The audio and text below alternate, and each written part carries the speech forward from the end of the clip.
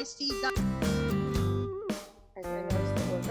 it was paused. I don't know why. I put in to record, but I like to make the statement, that I'm going to start recording first. So, okay, so the A660 is what I would recommend for everyone to do all the PTAs. If you download it to your computer and keep it on your desktop, and any time that you have an issue, whether it's fundraising, whether it's elections, or whatever the case may be, I usually put it in preview, and then there's a search bar on the top right, and I put in the keyword, whether it's elections, whether it's fundraising, and everything will pop up that talks about those topics in the A660, and that will help you understand.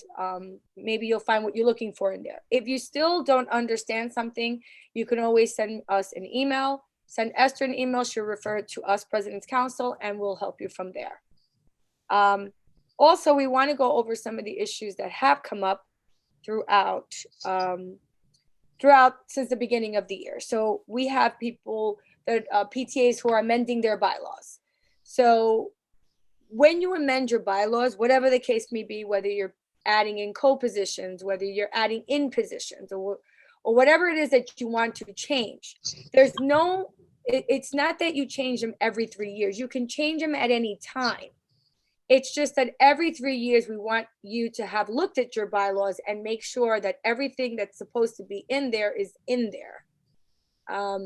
If it's not, you can always change them. So we have one school that's going to be adding positions other than the 3 mandatory positions to their PTA because they feel it's going to help and support their school. So it's a couple of steps, right? They have to first talk about it amongst their executive board, and then they bring it to the general public and say, we would like to amend our bylaws and such, and give the whole explanation. And then after that, at the next meeting, you vote it in. Once they have been voted in, and when something is voted in, it means 2/3 of the population have to say yes. It's not 2/3 that voted. So if 10 people are there, it's, at least 7 people have to say yes. If 10 people vote and 7 people did not say yes, then it did not pass. We could have one person that says no, or one person that doesn't want to vote and abstains.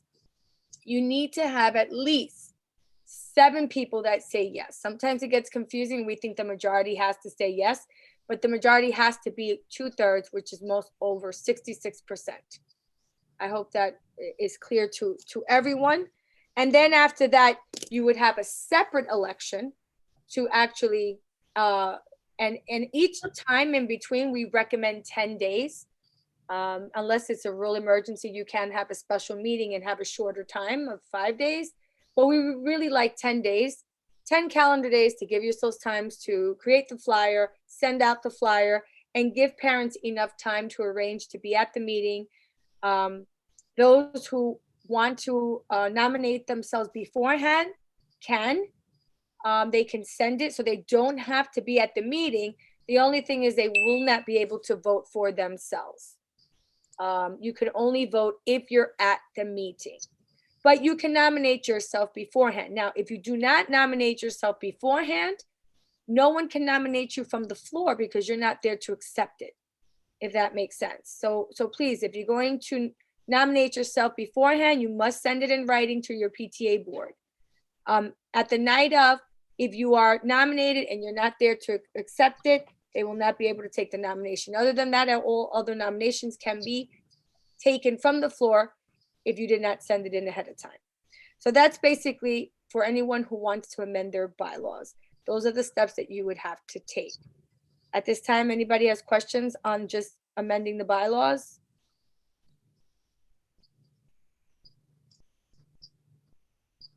Okay, if you think of a question later on, we'll definitely open the floor for questions and answers.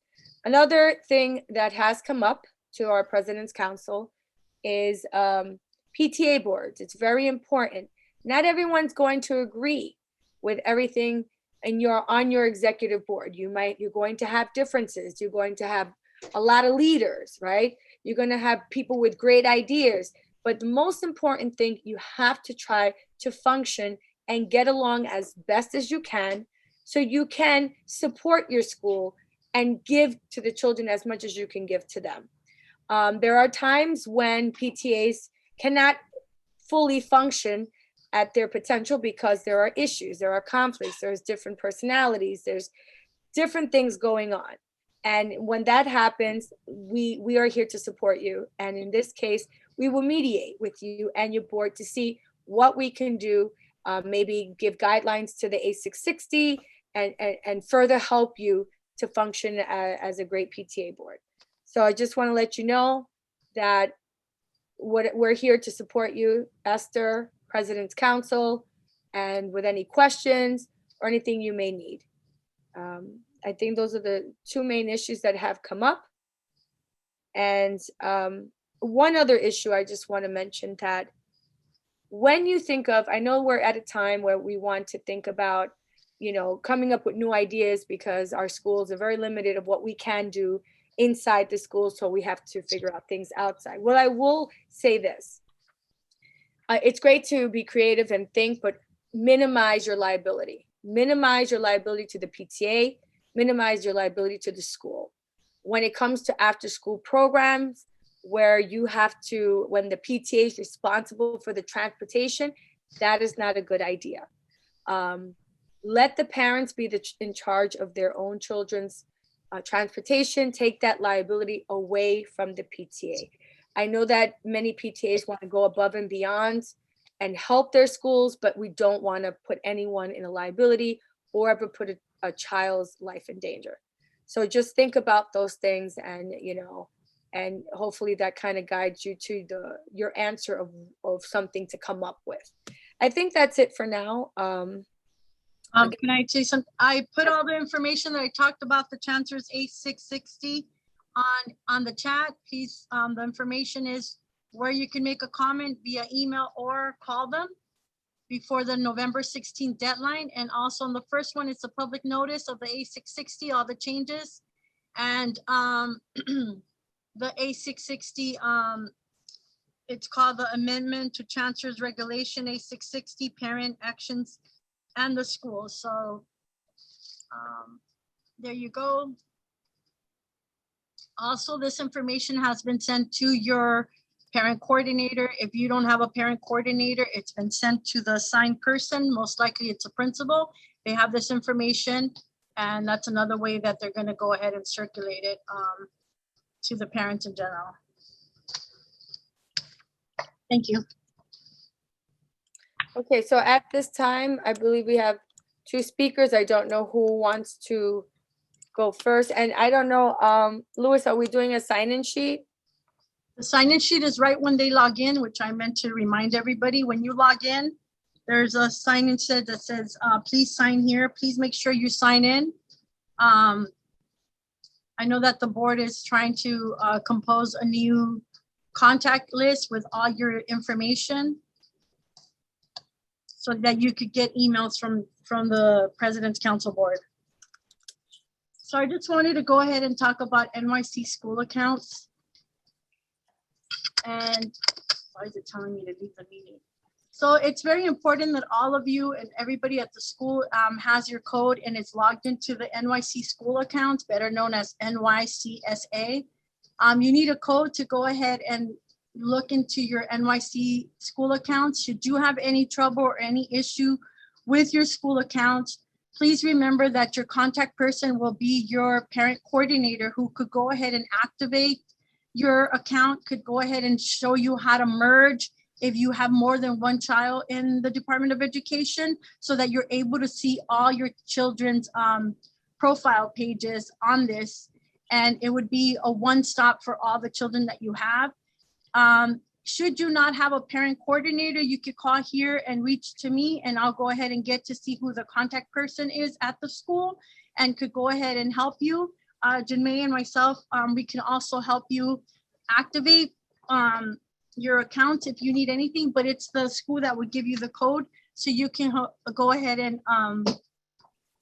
get into this. And I'm not going to go into detail. You just I know most of you have done it. So this is basically what you would go ahead and sign in, and it's the parent or the guardian. that could go ahead and sign in, and you're going to get all the information. I was able to get Jenny Chen, which is a parent coordinator at PS21, to go ahead and share her PowerPoint presentation that she uses with her parents, just to give you a little bit of insight of what it is that you were able to find. As you see, here are her two children. She has been able to link both of her children. So whenever you need to see one child, you would click on one, and these are what would come out. You could find your students' information. You could find forms, important forms that you need to find out.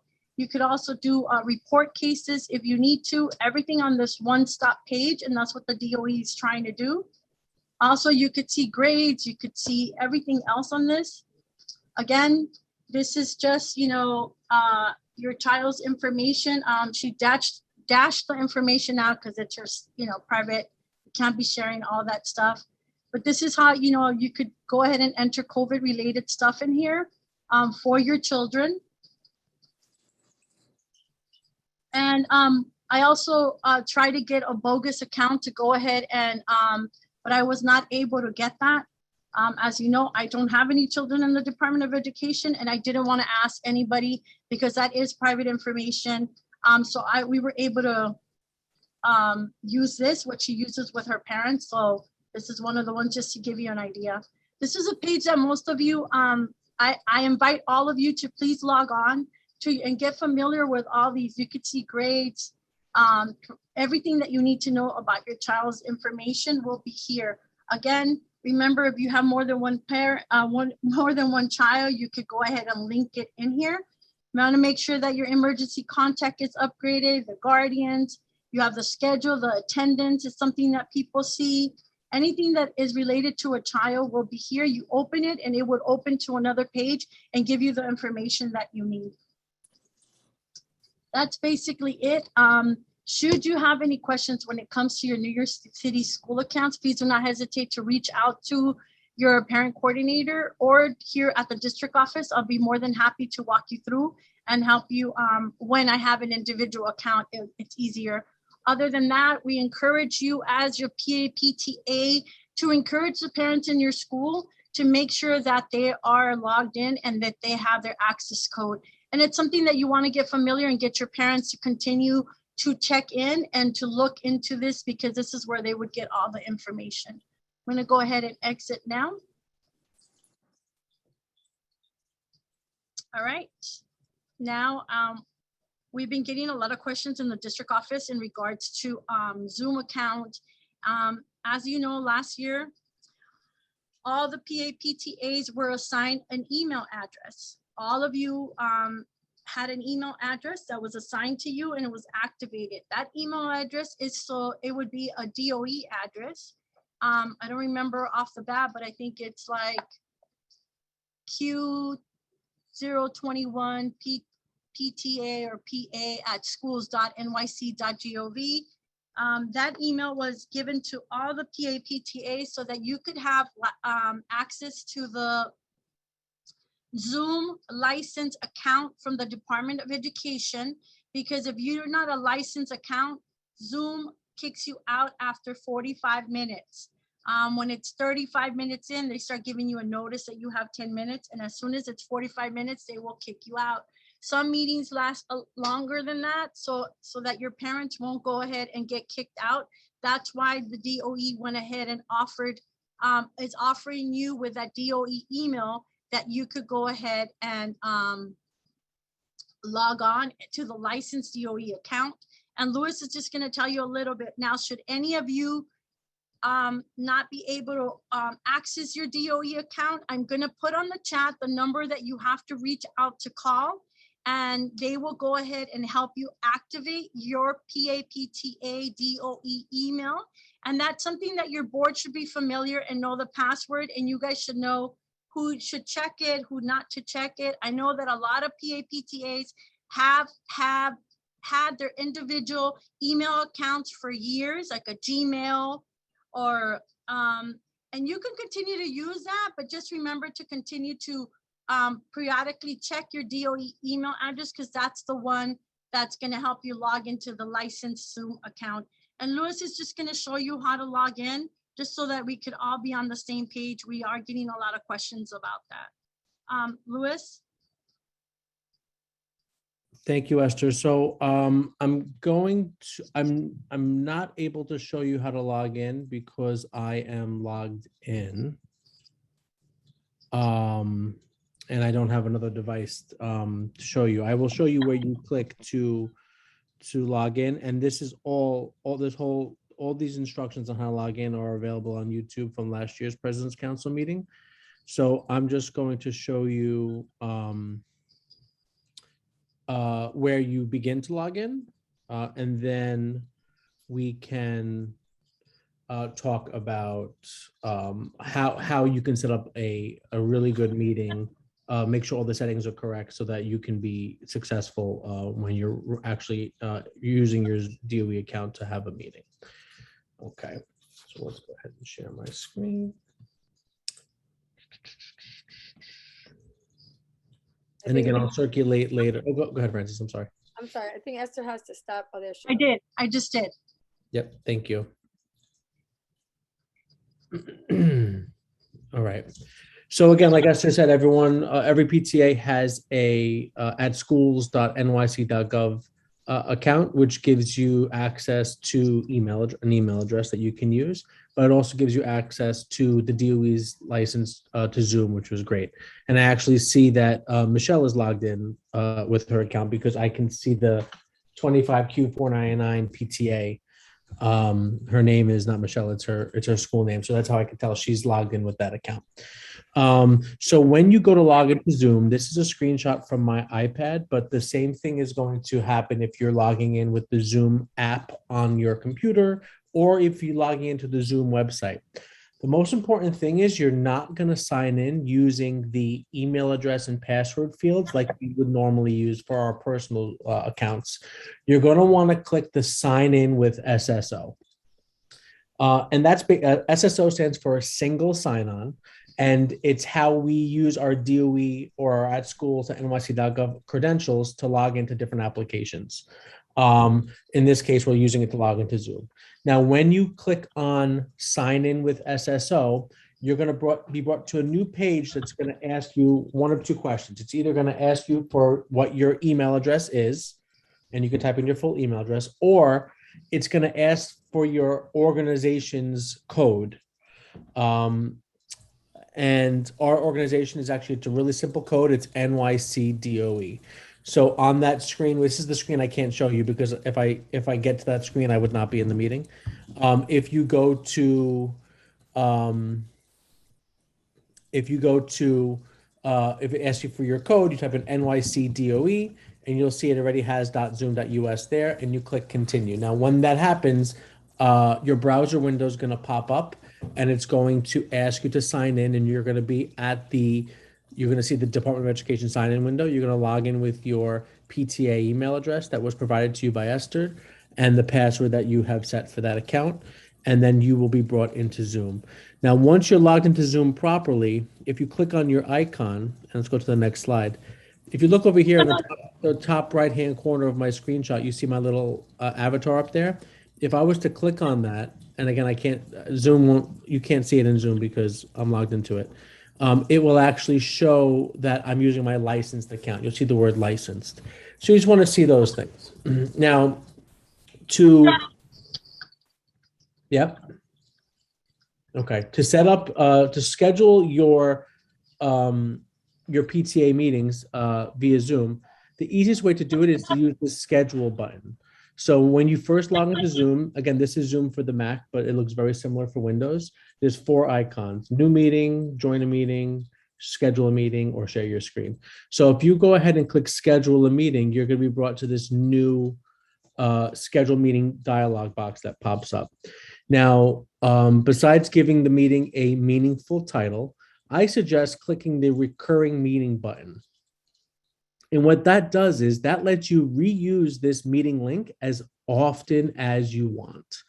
And keeping the same meeting link is actually very helpful because you don't have to worry about, does the parent have last month's meeting? Do they have next month's meeting a link? What link do they have? If you use the same link over and over and over, there'll be less confusion. So I always suggest clicking the recurring meeting link. And listen, you can use that link for PTA meetings, for special meetings, for elections, for special elections on the bylaws. It doesn't matter what you're using the meeting for. It's just know that you can use the link over and over and over. So you'll see here in red, I circled recurring meeting. And when you check that, there's no place for you to choose a date and a time because it's assumed that the meeting is going to be recurring. The next thing I like to do when I'm scheduling a Zoom meeting is I like the computer to generate the meeting ID automatically. I don't let it use my personal meeting ID, which is a meeting ID that's assigned to every Zoom account. You actually might not be able to even choose a different option besides generate automatically, but generate automatically is a good practice because every meeting you schedule will have a different meeting ID and it just makes it a little bit more safe. Now below that, you'll see here that I have to set a passcode. So it's going to automatically give you a passcode, which is going to be some random numbers. But I usually like to make the passcode something memorable to me and something memorable to the people that are joining the meeting. So whenever I schedule a meeting for District 25, my passcode is 252525. If you are coming to the meeting, you get it. And if you don't know about this meeting, then you won't easily guess that password. It has to be 6 numbers. So you can do your school's number. So if you're from PS 209, your passcode can be 209209. If you are from let's say PS 29, you can do 029029, or you can do 292929, whatever you want to do. Just make it something that's memorable for you and for your community. If I'm scheduling a meeting that I'm not going to be having a recurring link, I usually make the passcode the date of the meeting. So for example, today's passcode would be 10/18/21. So 101821. Just again, it's something that I can remember off the top of my head without looking at the settings, but still being able to, it's still being a meaningful number. So that is the passcode that we need to use. The other thing is the waiting room. You can't turn that setting off as well. Let's scroll down a little bit. Now, one thing you're going to notice the difference between these two slides is I actually go ahead and I uncheck the only authenticated users can join. This is a really important checkbox that you need to uncheck when you're logging into your Zoom account. If you leave this checkbox on, only people with @schools.nyc.gov email addresses can join the meeting. And this is what we use when we're using Zoom with students, because we only want teachers and students in meetings, in Zoom meetings. We don't want any visitors from outside the organization joining. So we actually check that box to limit who can join the meeting. It's a security precaution. But for public meetings like this one, like CEC meetings, like, DLT, we use Teams, but for other public meetings, we would go ahead and we uncheck this box. And this allows anyone from outside the Department of Education domain to, allows them to join the meeting, okay? And a lot of times so all of our meetings, for example, this just reminds me, I have to uncheck it for tomorrow's principals meeting. So for all of our internal meetings, that we have our principals and teachers and parent coordinators, we check this off because we're all DOE employees. But sometimes we have a presenter coming in from outside the DOE, like we actually have tomorrow for our principals meeting. And in order for that presenter to be able to log in, that checkbox needs to be unchecked. So whenever you're having people from outside the organization, which for you guys will be always, you always want to make sure that box is not checked, okay? And the other options below this, or nothing special. You can have everyone's video start either on or off for the host and on and off for the participants. That doesn't mean that they can't turn their video on. They can. It just means by default, the camera is turned off, which I think is nice. And you can choose how they want to connect to audio. Do you want them to only use the phone? Do you want them only to use the computer? Or do you want to have both telephone and computer available? And I'm a big fan of just having the computer option, but sometimes people have issues with their mics and stuff. So sometimes it's nice to have that telephone option. And finally, at the very bottom, it's asking you, do you want to set up this meeting on your calendar? So on the Mac, the default is iCal, but you can also choose Google Calendar, Outlook, or another calendar. And that's completely optional. You don't have to do that.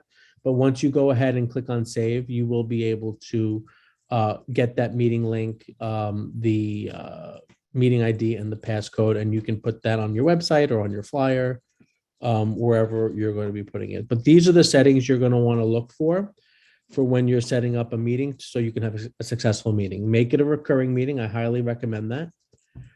You're going to want to make sure that you're generating your meeting ID automatically so that the meeting ID is something unique.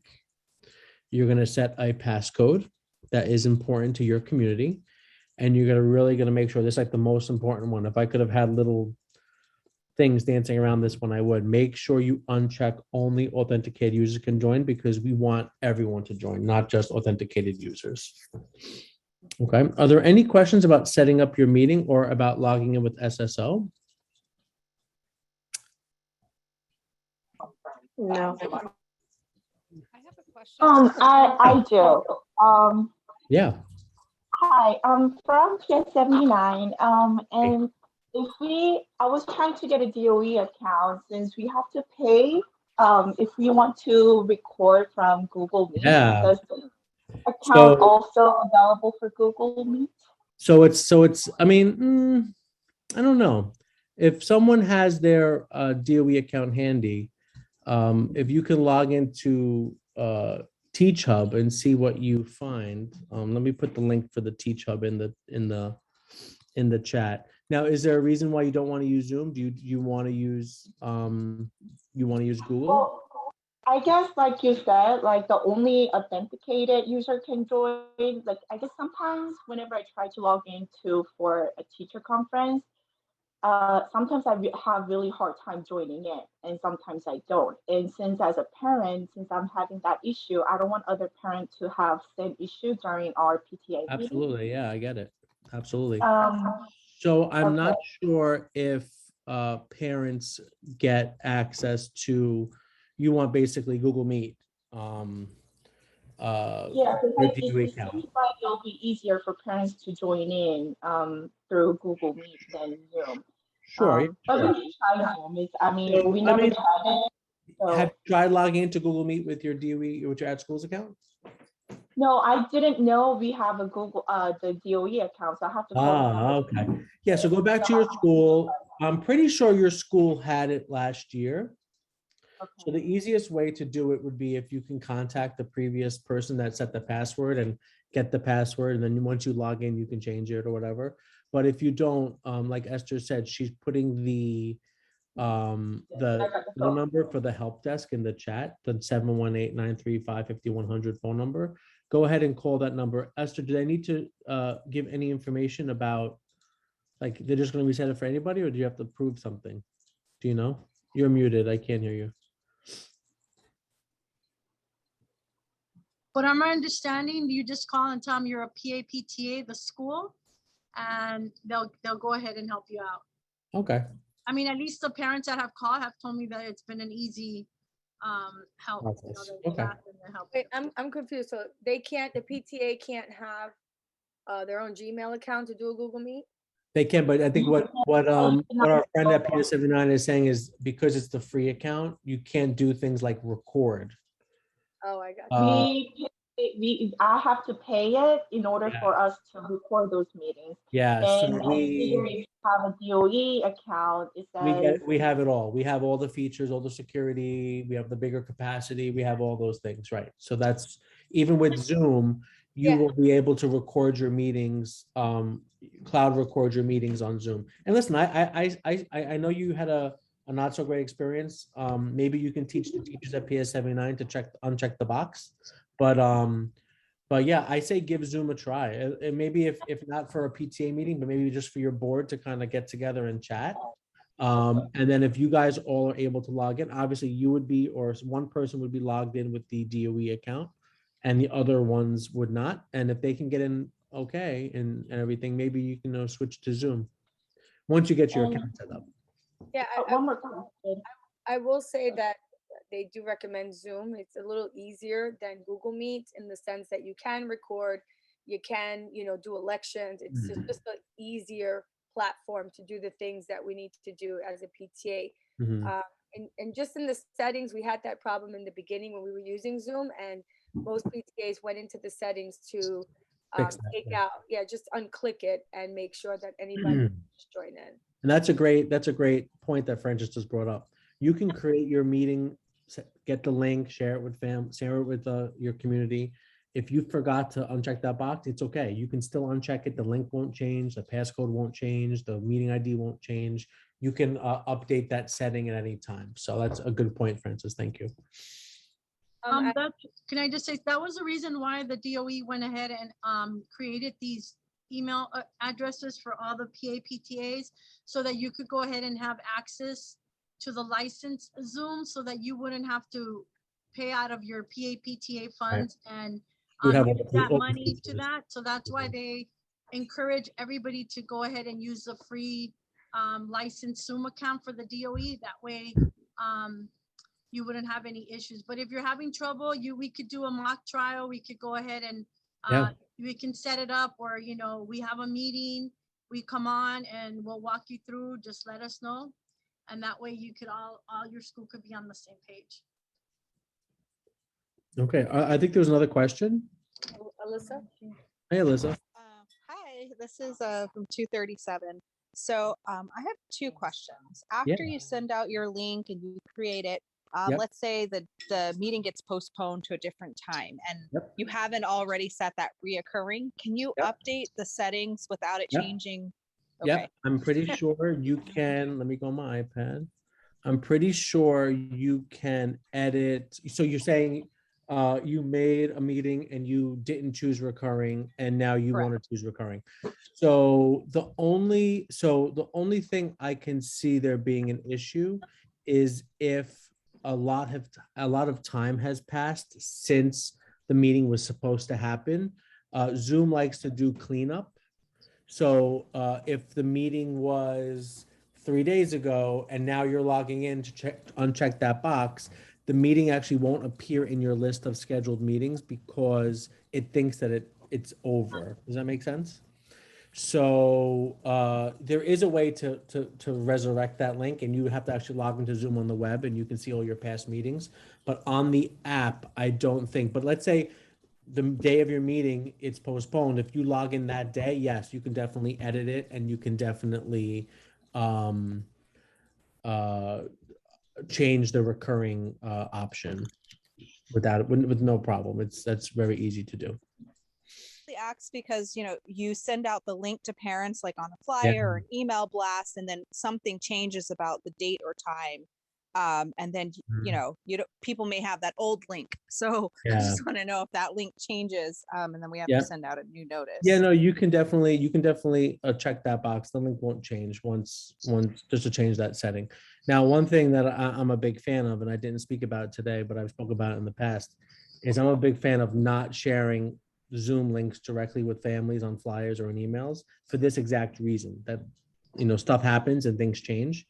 So you'll notice for President's Council, you never get a Zoom link. You go to the President's Council webpage, and on that webpage is the Zoom link. So if 1 month we decide to move to Google Meet or move to Microsoft Teams, you're still going to the same website. Now, I know not every PTA has a webpage. And maybe that's something that you can work on implementing, in the future. But that's the reason why we do that at the district office. All of our public meetings, CEC, President's Council, DLT, we never share those meeting links directly with the public. We share our website link. And if there is a change to a link, no one has to know. They go to the website the day of the meeting. Listen, it once you get that, it's like so great.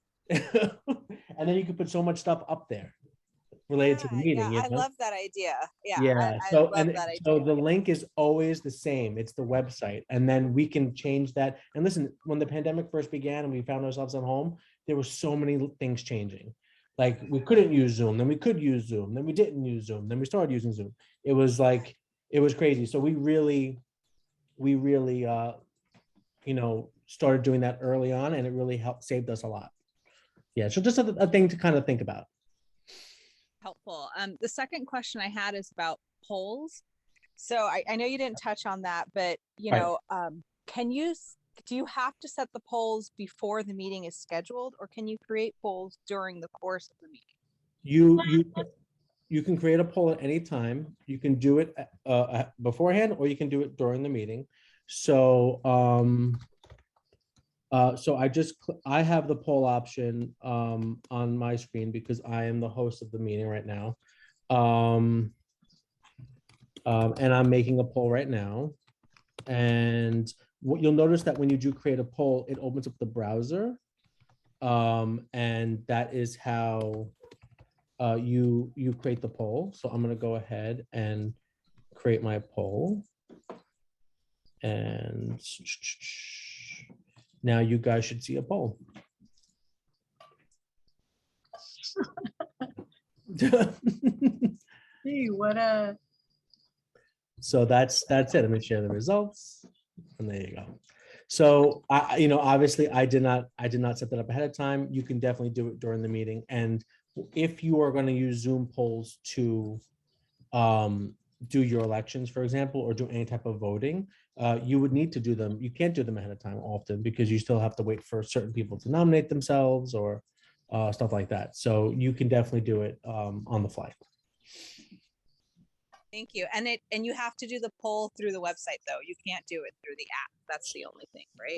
So you can definitely you're in the Zoom program having your meeting. When you click the poll button and have to create a poll, it automatically launches your browser for you. So your meeting is still going on in the app, but you're just creating your poll in the browser in a separate window, which is fine. It'll open it for you. And I just want to add, Alyssa, that when you do, whoever's doing the poll is obviously someone who's not running for any positions, and anyone who's a host or co-host, like I received the poll right now and I wasn't able to vote. They will not be able to vote. That's why during elections, when the principal's on or the parent coordinator, we make them host and co-host just for Zoom purposes so that they don't get the ballot. And the ability to vote, right? Yeah, anyone who we cannot verify as a legitimate voter, we put them as co-host or host so they can still remain in the meeting. They just won't receive the ballots. I just wanted to point that out. And that's something that you can play around with. You can create a faux meeting or even the real meeting link, and you and one other person can come on and just practice, or you can log in. A lot of times someone will log in on the computer with the DOE account and then log on to the meeting on your phone with your personal Zoom account, and you can test it yourself. You can do all that stuff. Yeah. We're supposed to have an expedited election, so I'm like, let me get all my questions out now. Yeah. While we're using Zoom. Okay. Yep. Well, if you need me to host your elections, Alyssa, I'm here. Yes. That was my next shout out. Expert. Yeah, an expert MC. yeah, I think tomorrow Francis and I are doing the the election at PS 21. So we will be there tomorrow. Francis also did PS 154. She did both of our elections last year also. So at 2:30. Yeah. Yes, I'm aware. So yeah, we're here to help you with your elections. We know it gets kind of tricky, but it's really not that difficult.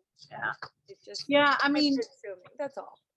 The thing is just doing it, but if you need us to show up just because you need the help, the moral support, we're more than happy if you let us, if you give us information, we'll be there.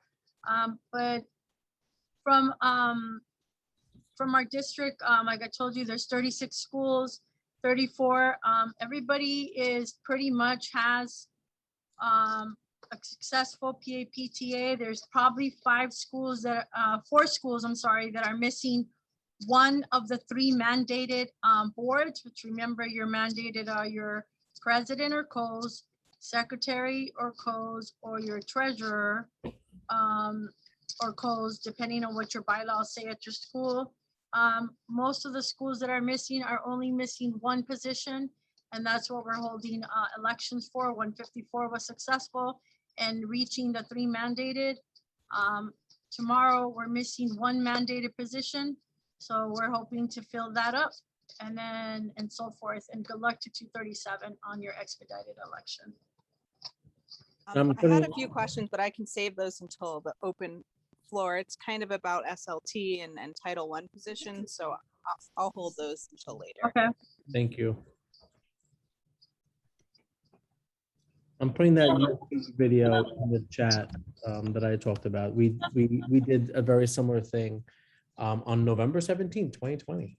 Yes. I put that in the chat. I just want to redirect everybody to the chat where you would find the information for the A660. There was a question there about that.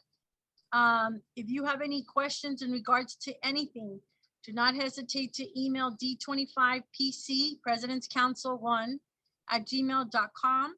And you could always CC me, but the board and I, we go back and forth. We go ahead and share the questions that come in. Also, can any parent send comments regarding A660, for example? Would it be appropriate to highlight this information? Yes. So you got to remember that all parents of your school are part of your PAPTA. Even if they didn't pay the dues, all parents that have a child that attend your school are automatically part of your PAPTA. What are dues? Well, some people have not dues, excuse me, donations. Oh, okay, all right. Donations, I'm sorry. Thank you for catching that.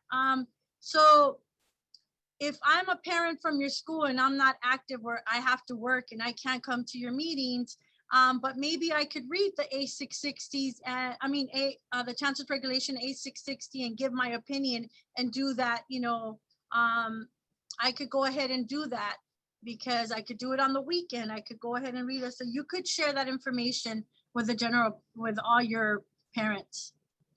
It's also good information. So parents that are interested in the PAPTA that might be afraid, this is a good thing where they get familiar with the bylaws and the changes that are coming up. And so then you could have a potential parent that might want to, run the following year when you need people to run for your PAPTA.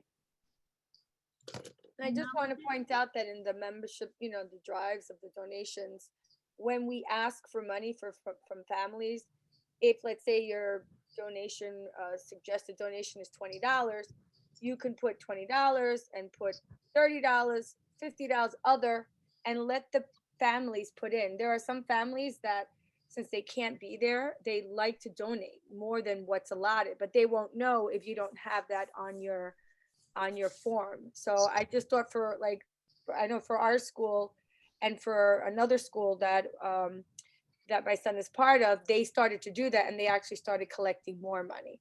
So I just thought it's a good way for PTAs to fundraise that way.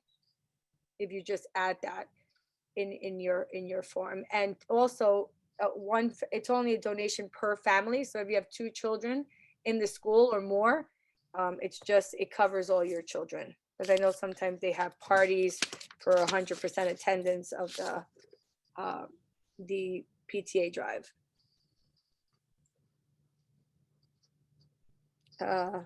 Any questions? I thought I saw a hand raised now. I think I don't see anything else on the chat. no, but I will say that there's a great link. I'm gonna see if I can share it. I don't know. I'm gonna try. I hope you don't have trouble like I did. Let's see. Oh, there you go. Okay, so you can Perfect. see there's a ptalink.org where you can actually see a lot of different, it was a bunch of parent leaders, some of them who were lawyers, who started this website to kind of help PTAs and kind of put everything together in one place, because it gets very overwhelming. And you could see running a PTA, you could see an overview, bylaws. The Chancellor's is up there, which I'm sure it's the most updated version. Executive Board has to do with election. So there's a lot of good information here. They also have fundraising. I don't know if you could see when I drop down. Yes, we can. Sales and product, fundraisers, grants, auctions, and galas. It can kind of give you some ideas of what other schools are doing and their best practices. So definitely take a look at this. And just when you have the time, I know there's so much to look at and so much to read. I've been doing this for 9 years and I'm still reading and I'm still looking and I'm still, learning. So there's a lot to learn. And I'm going to put in the chat. I put it already, Francis. Did you? It's ptalink.org. Yes. So like Francis said, it's a bunch of people, parents that were very involved. Hold on one second. Janitor's coming. Okay, so as Francis said, it was a bunch of parents, a lot of them lawyers from the Brooklyn area that went ahead and put this organization together to better help the parents understand and navigate the chancellor's regulation and the PAPTAs. So it's a lot of useful information in that website. You're more than welcome to check it out. One of the things is that we always try to invite one of the main leaders so that they could, they've been a speaker at our previous past years. They always come and speak at our meetings. So we're trying to see what their schedule looks like so they could come to one of your meetings and talk about what the PTA link.org is up to and their information and sometimes they have events and so they'll come and share that with us. Hopefully we could get them soon to come to one of our meetings. Okay. So at this time, I know that we're waiting for the superintendent to come on. In the meantime, we'll open up the floor to any questions that you may have with your PTA now, or any upcoming things that your PTA is going through that you need assistance with. You can raise your hand. You can Unmute yourselves. Michelle. I don't know how to raise my hand the other way. So I have a question. So we have to have an expedited election as well. And kind of need some assistance with that. It's for recording secretaries. So I've been talking to your PC and walking him through. Your PC will be attending the expedited election that Francis and I are helping tomorrow at PS 21 so that he could get familiar. Hold on. Okay, he's gone. Good. Sorry. So that he could go ahead and get familiar and then go ahead and be able to help 499. But should you need any help, Francis and I are available to go ahead and assist you at that election or assist. Remember that parent coordinators cannot run the meeting. They could help, just guide you through, but they cannot run the meeting. That's why the PAPTA board, Francis or myself, we could go ahead and help you with whatever you need to make that expedited election a success. okay, thank you. Oh, and one last thing. There's also a vacancy on SLT. Is that two separate elections or can that be combined? Two separate. So first you would open up the floor for election for anything that the PAPTA might need. Once that is filled, you go ahead and close your PAPTA. This concludes the PAPTA elections for school PS 4000. Now we're going to go ahead and open the elections for SLT. SLT school leadership team, and you give a little information. You look at your bylaws and you determine how many years your SLT seats are for. It could be 1 year or 2 years. You go ahead and give that information to the parents. The principal might want to come and give them a little bit more information about SLT. You go ahead and open that election and you say, this school needs 2 seats, 1 seat for SLT. Those seats are 2-year terms. We need parents to step up and go ahead and run. Is anybody interested? Is anybody interested? And then you have Louis raise her hand. Thank you very much, Louis. Anybody else? Francis raises her hand. Now you have 2. Now you're gonna have to get a poll going. Whoever's helping behind the scenes is getting the poll ready for SLT. They have Louis, they have Francis. Okay, going once, going twice. Oh, Tiffany, are you gonna no. Okay, Tiffany, thank you. Going 3 times.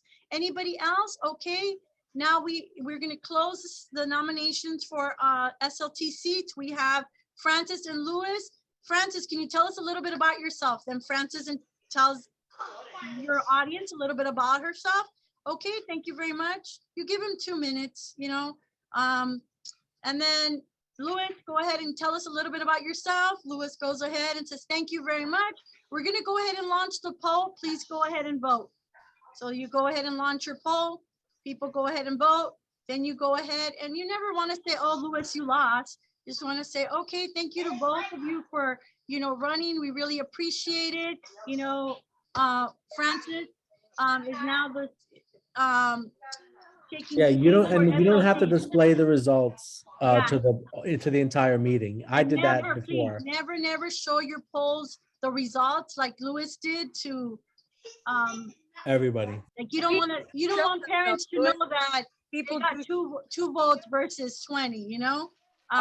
no, but they never showed the amount of people. No, that but I'm voted just, for you know, They just show you the percentage because people want to know who won, you know? yeah, but you really want to not discourage anybody because remember that person that didn't win, you still want to like encourage them to do other things and help you out, you know? And yeah, that's it. After that, you go ahead and close the SLT election and you go ahead and now that concludes our election, expedited election for tonight. We want to congratulate so-and-so who from the PAPTA, so-and-so who is now the secretary. We want to also congratulate Francis, who is now the SLT chair. And thank you very much. Remember that our next meeting is blah, blah, blah. We hope to see all of you. Please bring a friend and see you next time. That's it. Yeah, and I just want to say, Michelle, that the nominating committee is really who runs the PTA election. And once that's closed, the PTA president runs the SLT election. If you don't want, if the PTA president doesn't want to, the nominating committee can continue to good with the SLT. Just putting that out there. Okay, thank you. That's it. Alyssa? I also have a SLT election to run. And I had a question about number of members. So I know there's supposed to be a reserved seat for Title I parent, and they're the president, and then the rest are supposed to be filled up by however many members are needed to balance out administrators and parents. Is that correct? Right. In your bylaws, it shows you how many you have altogether. So for example, if there's 10 people, it should be 5 staff and 5 parents. If there's 8 people, it's 4 staff, 4 parents. So you have to look at your bylaws. We can't give you a number. It has Right. to be, like in my school, I believe it's 16. And some other schools are 10. So you have to look at your SLT bylaws and see what it says. And usually the chairperson of the SLT is the one who knows how many seats are open. Yeah. So let me just go ahead and add to that. So automatic, your president of the PAPTA, it has a seat on your SLT, automatic. If you are co's at your school, if you're co-president, one co-president, you guys get to determine. So if Louis and I are co-presidents of School 1000, Louis decides to sit on SLT and I am slated to come to President's Council. That's how you do it when you have co-presidents. If you're only one president, you have that person is a mandated seat to sit on SLT. Now, say I am the mandated the president of your school and I'm going to go to SLT, but I can't make President's Council. I just can't. I work at night. So then that's when you would ask somebody from your PAPTA to please be the designee from your school to come and sit at the SLT meetings and then take all the information that is discussed and take it back to your school. That has to be on file with the district and President's Council, that we have it on file, and it has to be the same person every month. But other than that, yeah, that's, you So know, just to clarify, the Title I electee, the parent, that's part of whatever the total number of parents you need. Yes, It's it not is. in addition to. Okay. so I have to finish reading all the chancellors. I'm not even halfway done. We're supposed to make that PAC person for Title I schools mandated. but I don't know, I'm not there yet to finish this. So if it is, then you're gonna have if it's approved, then you're gonna have 2 mandate seats, which is your PAPTA. And if you're a Title I, the PAC chairperson will be mandated. But whoever at your school, if you're a Title I school, whoever the chairperson for your PAC is, they're automatically come to SLT because that's where you would discuss the money issues, you know? Are you trying to figure out the parent seats, Alyssa? We have, I already know the, the president or co-president, there's one person there. We are a Title I school, and we have someone who was our PAC, I guess, representative last year. And we're trying, I think it's 1 term, so we have to re-elect. I don't know, that's what I heard. We're supposed to re-elect the Title I parent. So that's part of what we're doing in our expedited election. So But one of the I things was getting 2 sets of information about it being an extra seat or part. We need 5 parents. So we have a board of 10, and we need 5 parents, 5 administrators. So in the event that you already have 5 and 5, and this person who is, they will come on, and then the principal will need to find a staff to go ahead and meet that. Because you don't kick anybody out that's out of the 5. Well, we don't have 5. We have 3 right now, and that's Okay. why we're having the election. So you're saying only the have 5, 3. the 5 with the So you need 2. So basically you only need 1 person because automatically the chairperson will take one of those seats. That's included in the 3. So what I'm trying to okay. understand is if that if the PAC or title person is separate from the 5, No, it's or if included. they're part of. It's So included. that So Esther, just to be clear, if there are 5 parent seats, 2 of them would be the PTA president and the PAC, and then there would be 3 regular parents. Yes. Okay, so I'm just gonna say that sometimes in these SLTs, there are observers there.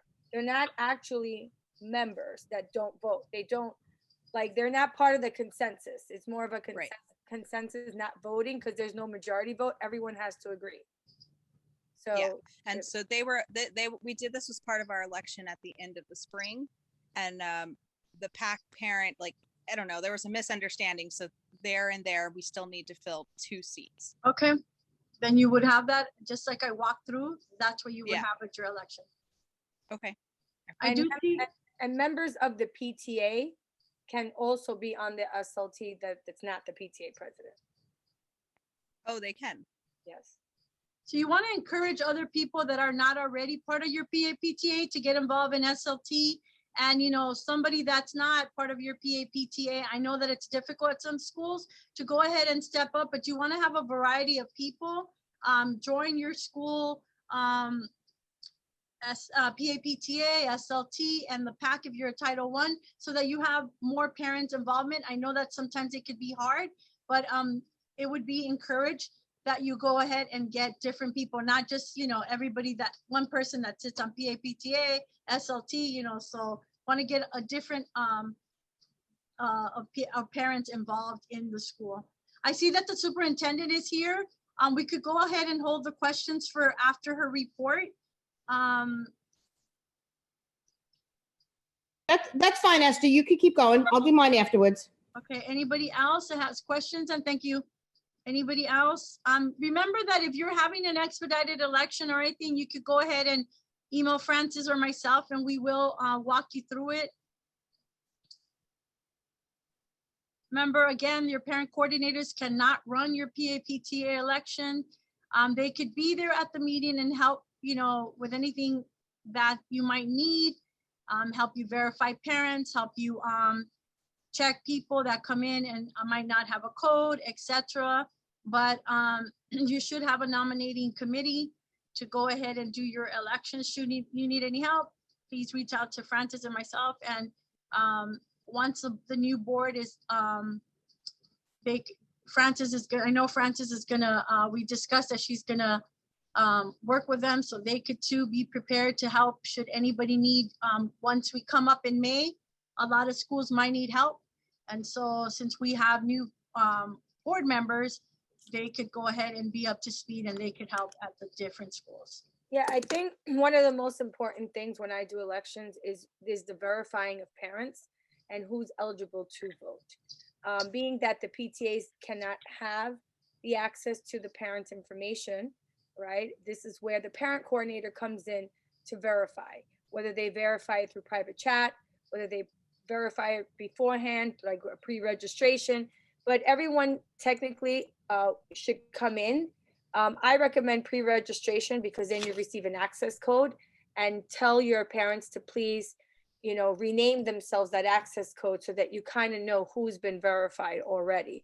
And the parents who don't come in with an access code, just because they didn't pre-register, they still are allowed to be verified at that moment. The only reason why we recommend pre-registration is because it's very time consuming to do it, especially when you have 63 participants in an election.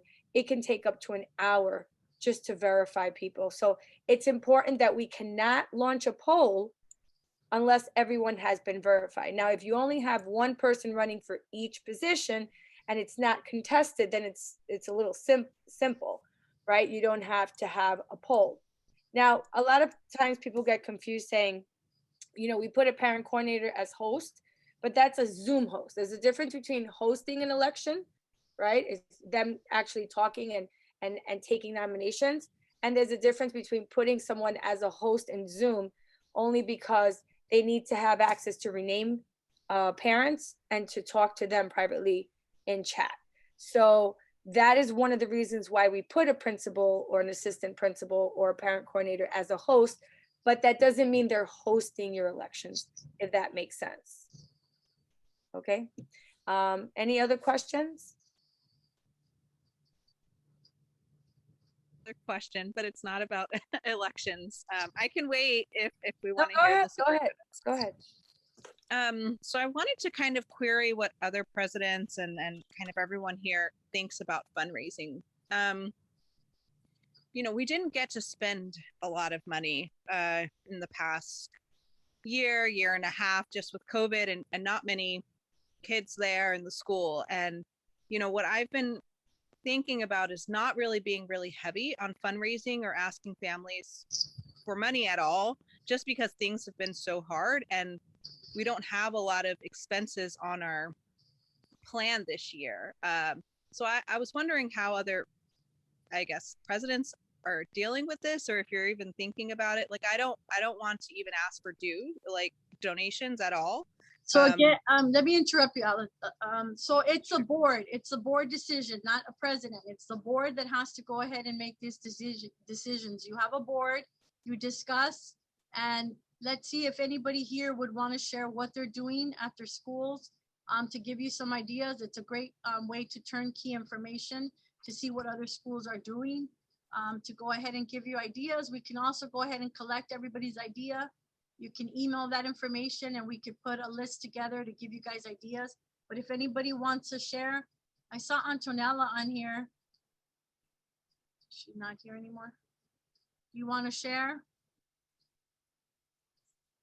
I don't think she's here, but I will say this, Alyssa, if I was a parent, I understand there's COVID, but I think that PTA should continue to keep doing what they do. And even if it's asking for donations, those who can donate will, and those who cannot will not.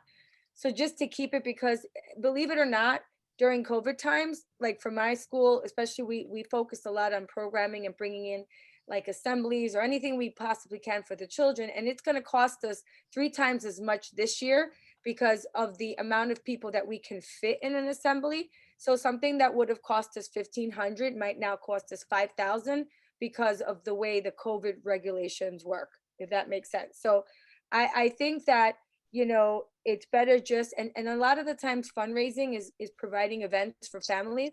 So you do it, but you fundraise for whatever you want to fundraise for.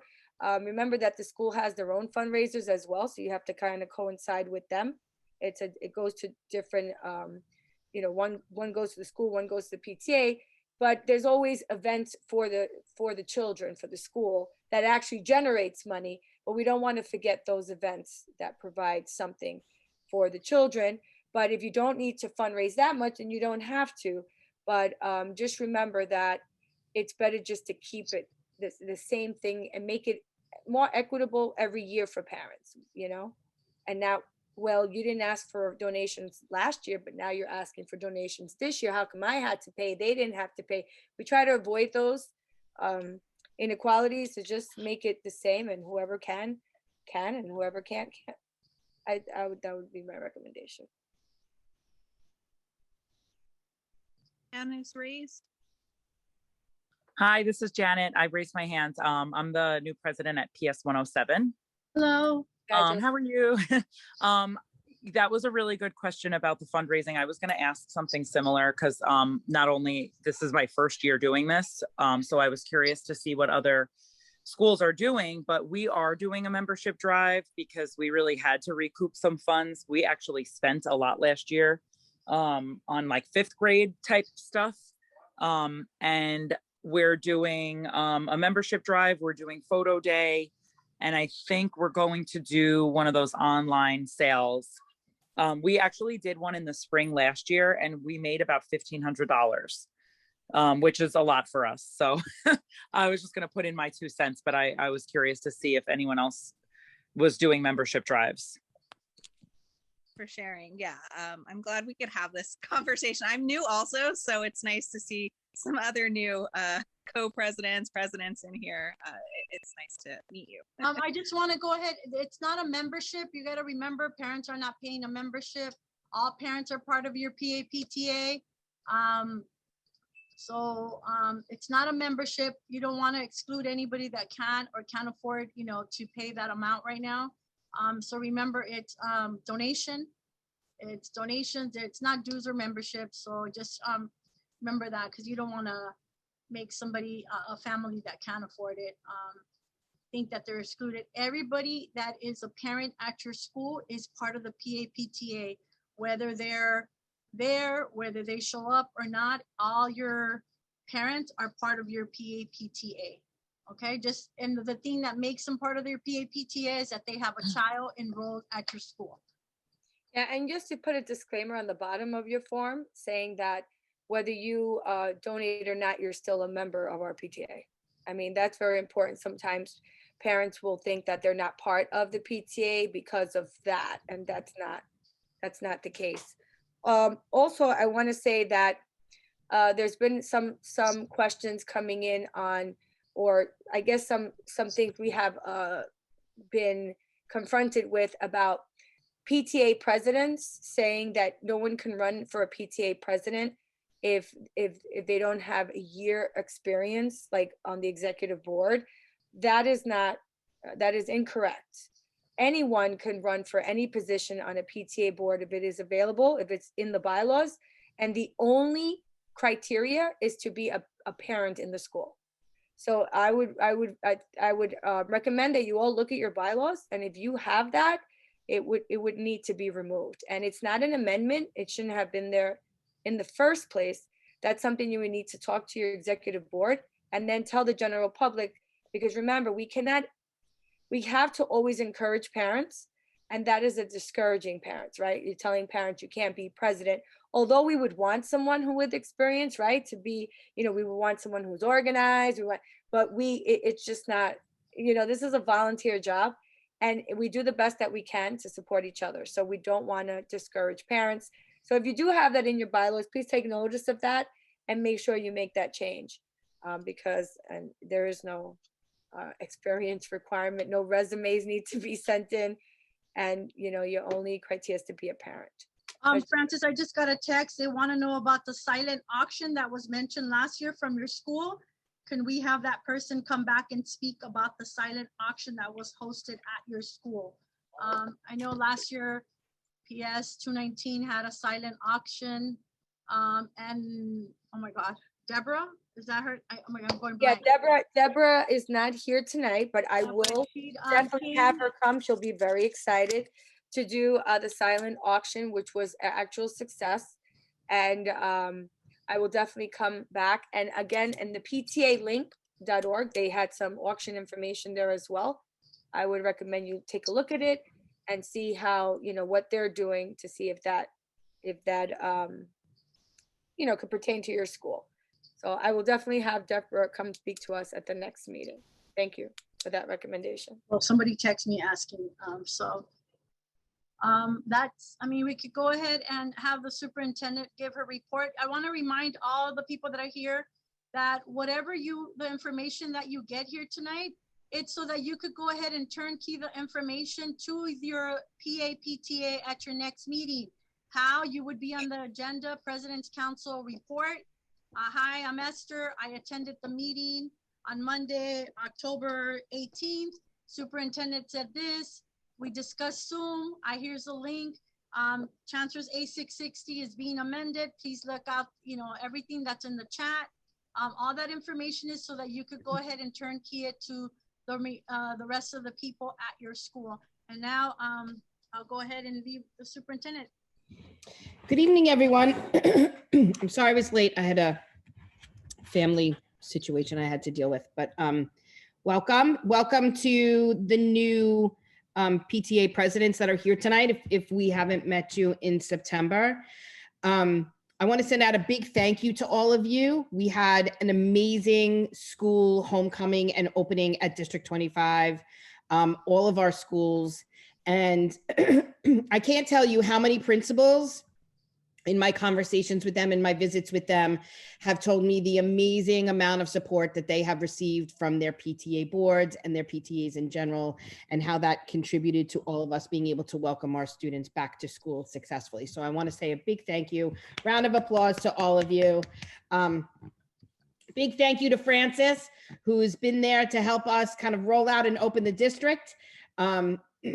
She continues her work as an amazing President's Council president. She continues to sit on CPAC, share information. She's at our DLT meeting. So Frances, thank you. Thank you for being a wealth of information and always being there to support Esther and I.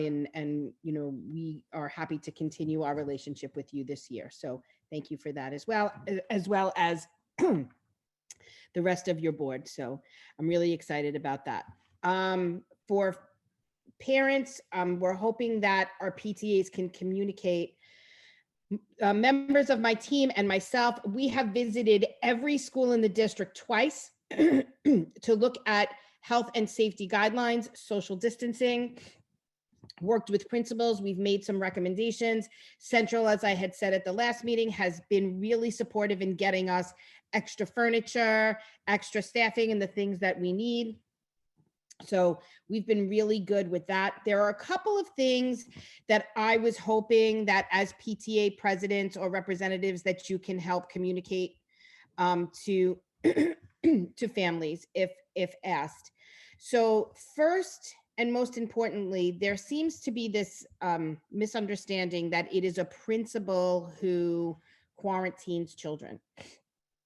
So I want to spend a little bit of time talking to you about the process that principals go through when a COVID case is reported to them. Something that we're looking at very closely, but I'm really excited about, is although we do have cases, and although we have classroom closures, it is not anywhere near as widespread as it was last year this time, and when COVID first started. So I am hoping every day that we are getting through this and we will be able to keep our schools open. But since the beginning of the year, we have not had to engage in any school closures, but we have had classroom closures. So when a COVID case is reported to the principal, and that's one where, let's just say a parent, a staff member would report to a principal that they have COVID. That principal calls the situation room. But there's also times that the situation room calls the principal, because Department of Health or any other kind of notifications that come through them, they notify the the principal that there is a positive case in their school. And then what the principal needs to engage in is to work with the situation room to talk about close contacts. Now, remember, they changed some policies around not doing full class closures anymore. They really look for distancing of students who are 3 feet or more and who have been masked the entire time. So if you're in a class and you're not eating in that classroom, and you are 3 feet away or more and have been masked, that's where partial closures are coming from. So principals talk to and meet with the Situation Room about students that are close contact, and then they are advised by the Situation Room as to next steps. So I really don't want parents, because it is understandable. We are ready to go back to school. We're excited about that. And if there is any type of quarantine, parents are concerned and they get upset. But Esther and my office have been receiving feedback from community members that it's the principal that's quarantining. And I just wanted to kind of let all of us talk through that and see if there's any questions regarding any of the COVID classroom closures or partial classroom closures. So I wanted to kind of open up the floor for that. Are there any questions in regard to that? Okay, perfect. I want to just go over a few priorities just to talk about what's happening across our schools in District 25. I shared this PowerPoint with our CEC and also with our DLT. So I'm happy to talk to our PTA presidents about this tonight and answer any questions that you have. So we have spent the first month of September making sure that our health and safety guidelines were in place, that our students and staff had everything that they needed for us to begin the school year. Our parents and teachers have done a really amazing job in making sure we're in a good space there. So my conversation with our schools and my next layers of visits to schools are about pivoting so we can focus on instruction, on moving forward, and on the high expectations and the targeted professional learning that we've had for teachers. So I will say we're in a really good space and place around that. Dr. D'Antona and I have been doing one-on-ones with our principals. We've been talking about student assessment data that has been rolling out this month, because the objective is that our schools are really unpacking assessment data to look for learning lags of our students so that we can very quickly make up those lags and continue with the high expectation and rigorous instruction that we expect in District 25. So we're really excited to engage in this work. We're doing one-on-ones until the end of this month. And then Dr. D'Antona and I will be engaging in school visits. During our school visits, we're going to meet with the principal, we'll visit classrooms, and then we're going to do two really exciting, actually 3 exciting visits that will happen at the school virtually.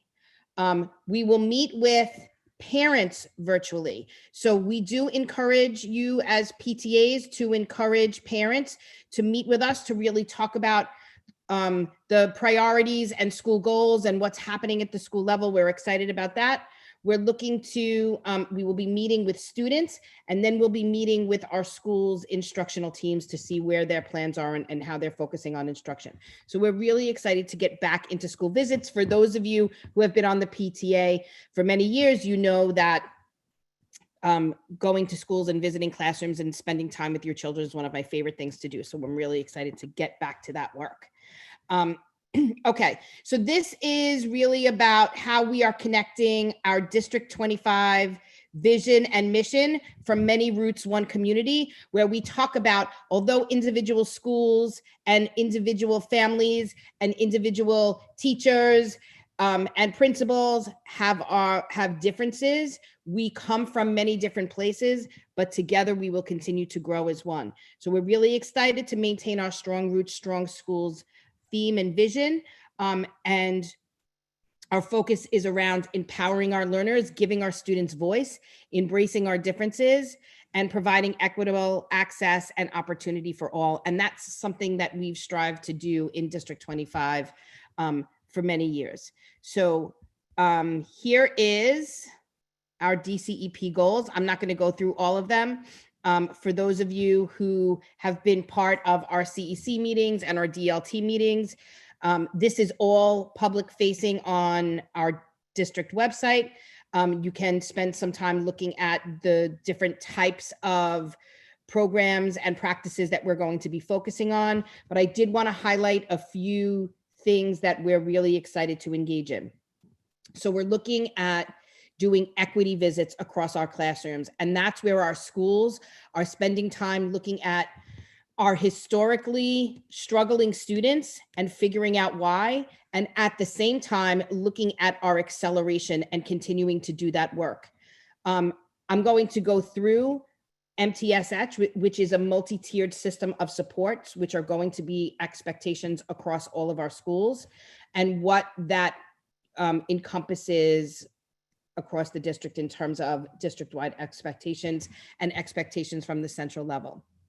So we're going to be focusing on building capacity of our instructional core.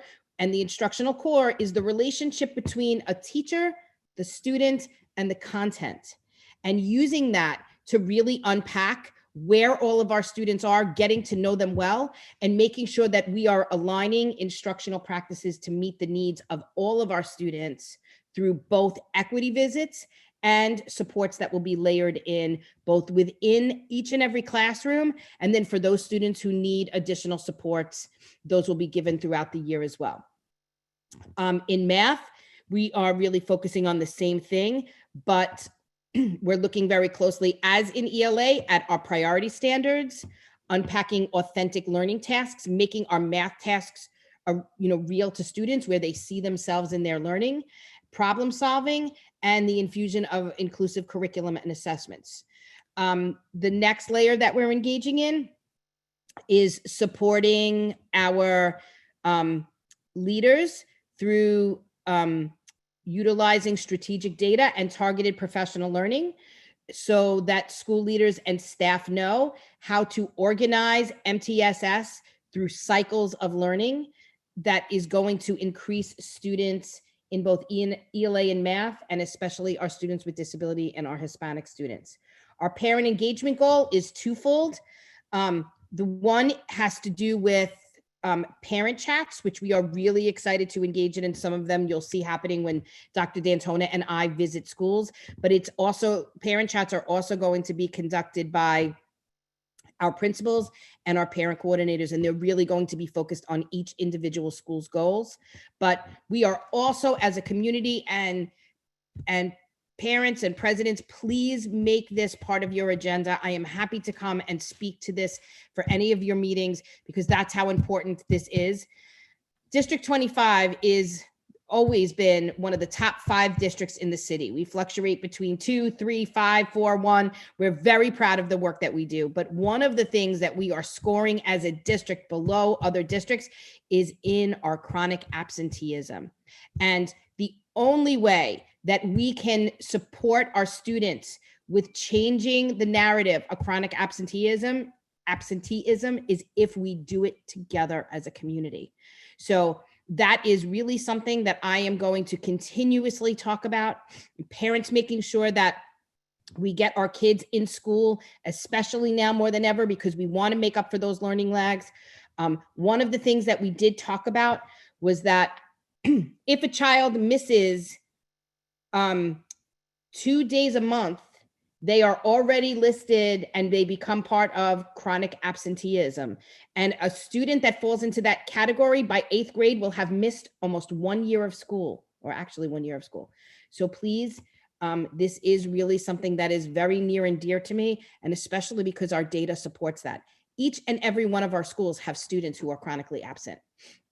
So we want to work together with our families to make sure that we are targeting that our students feel safe and secure and that they want to be in school. So that's something that we're going to continue to work on.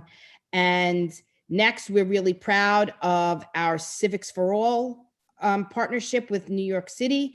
And one of the things that we are going to be engaging with our students is continuing our work with welcoming and affirming environments and inclusive curriculums.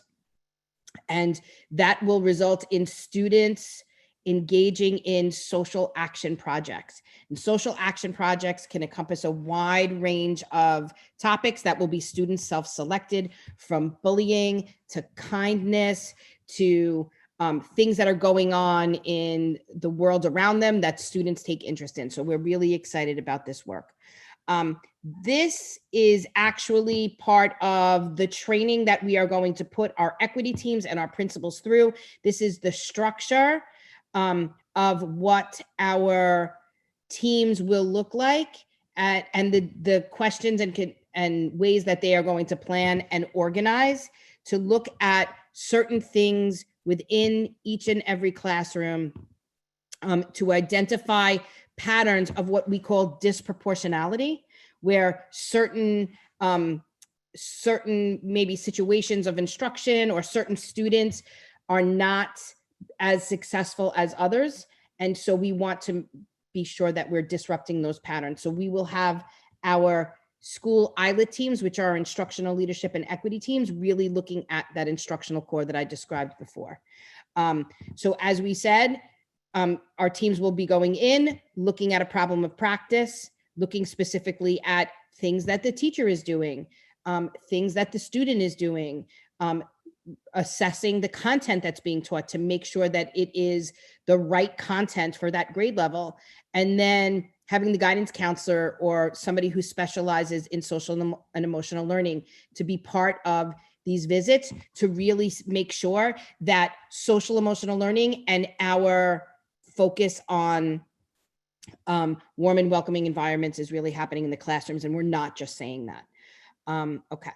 Next is our professional learning plan. This is professional learning that we have already started across our district. All of our schools are participating in these in some way, shape, or form. So we have our 3 L's training for Marian Cucciara, and that is supporting our language acquisition and our vocabulary. As data shows that is an area of focus for our students across the district. Then we have our culturally responsive and sustaining education training. We have a cohort 1 and a cohort 2. A cohort 1 is engaging participants in a step-by-step process of what it means to be a culturally responsive educator who has the skill and capacity to create culturally responsive lessons in classrooms.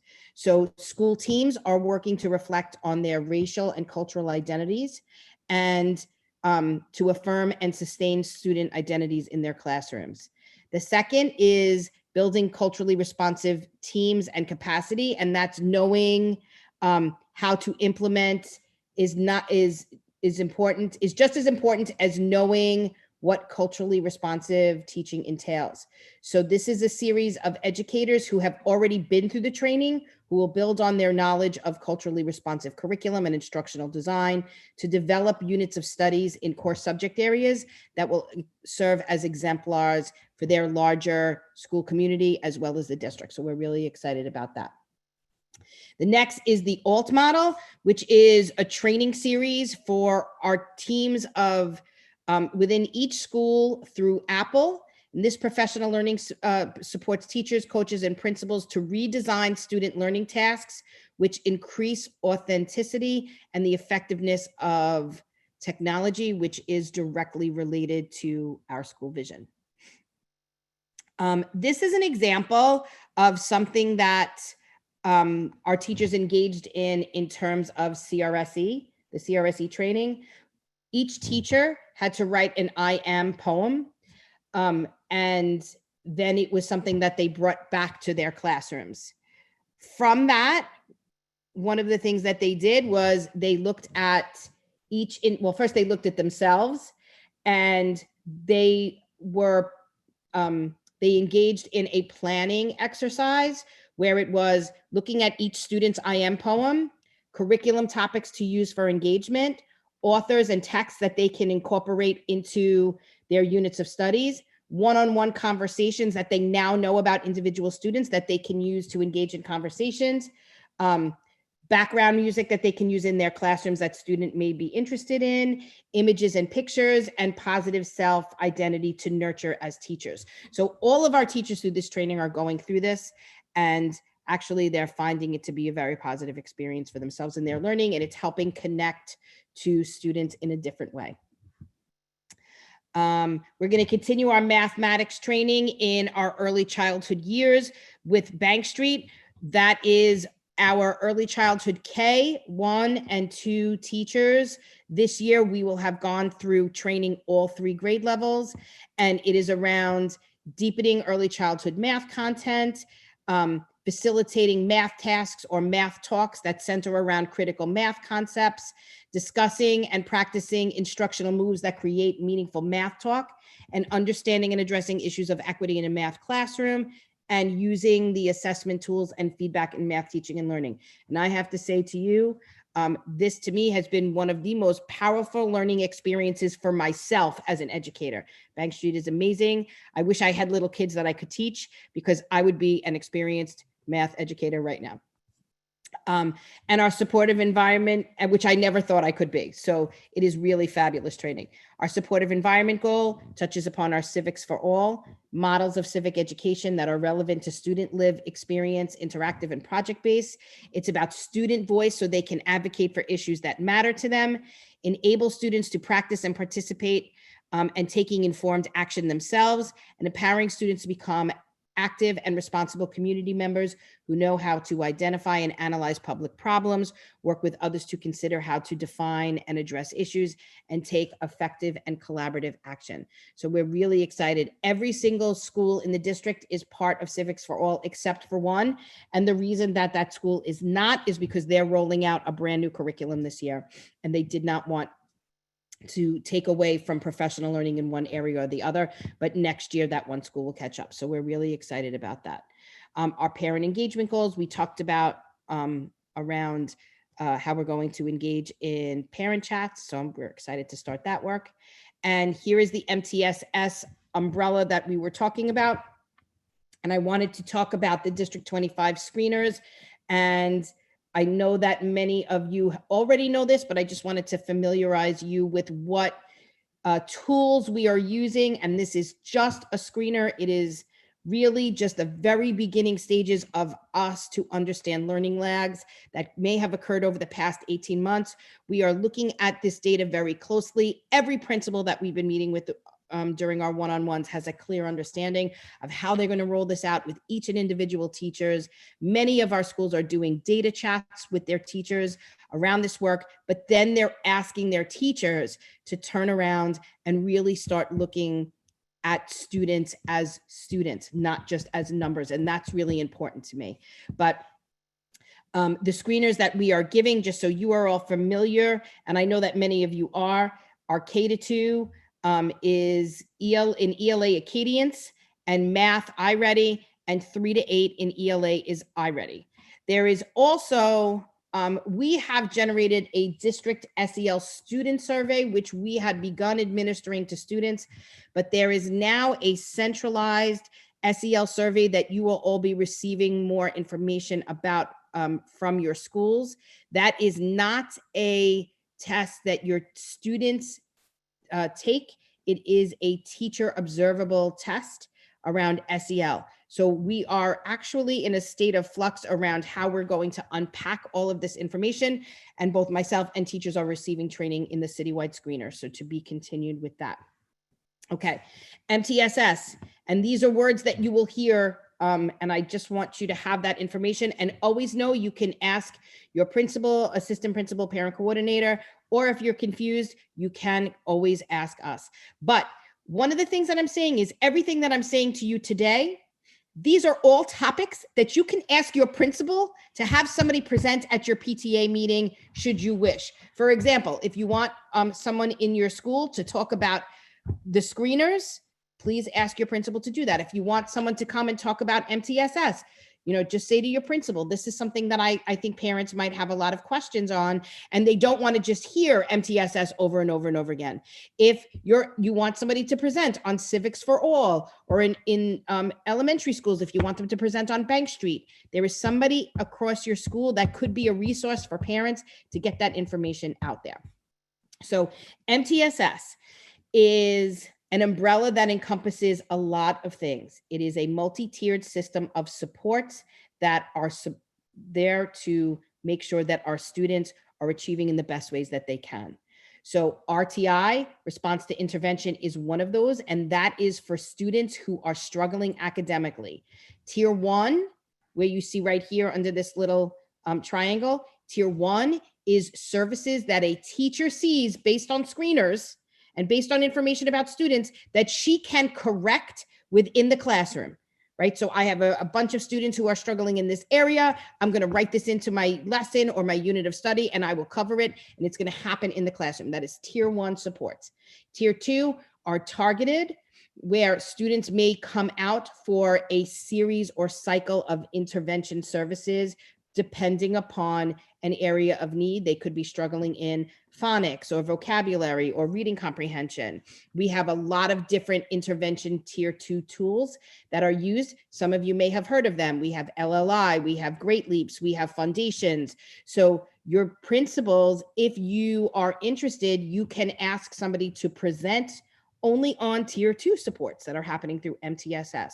Tier 3 is a little bit more intensive, and tier 3 is really the work that schools and families do together right before a referral is made for more restrictive environments. So that's the first part of MTSS. The second piece is school community and collaboration and parent action. That really is an example of that is what I just spoke to you about in terms of we as a community getting together to make sure that we are tackling chronic absenteeism together. And what does that look like at both the individual school and the district level? So that's one of the things I'm going to be talking to Francis about, is something that we can do with President's Council to really say, this is a topic that we all need to talk about all the time. We need to hear from families, and families need to hear from us. So how can we really set up that relationship where we're constantly working to ensure that our students feel safe and are happy and are ready to come to school?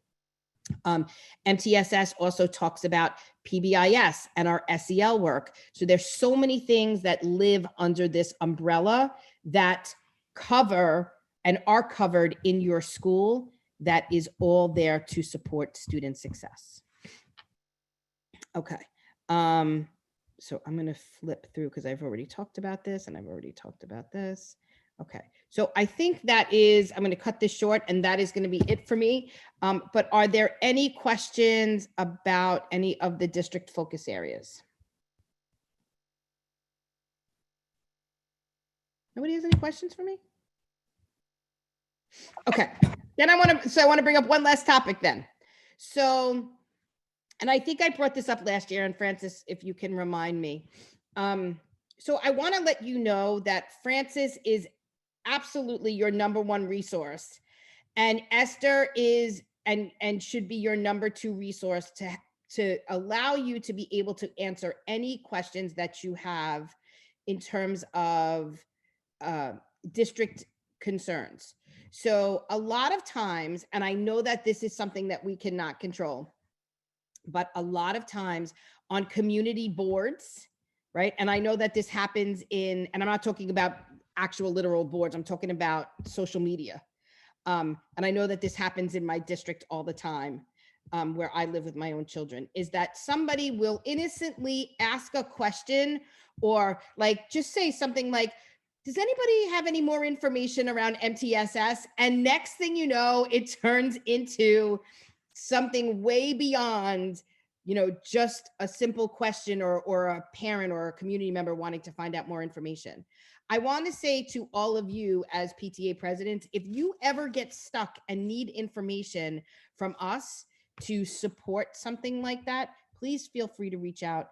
I know that Lewis sometimes intervenes when he sees people going in a crazy direction and they're layering in false information. What I do know is parents have, and everyone has a right at any time to make comments on anything that they feel, right? Like I watch it happen all the time in my district. And there are sometimes I'm like, well, that person's right. Or, we as parents, and I look at myself as a parent on that board, when I'm on some of these social media sites, we absolutely should be able to communicate and voice our opinions to each other.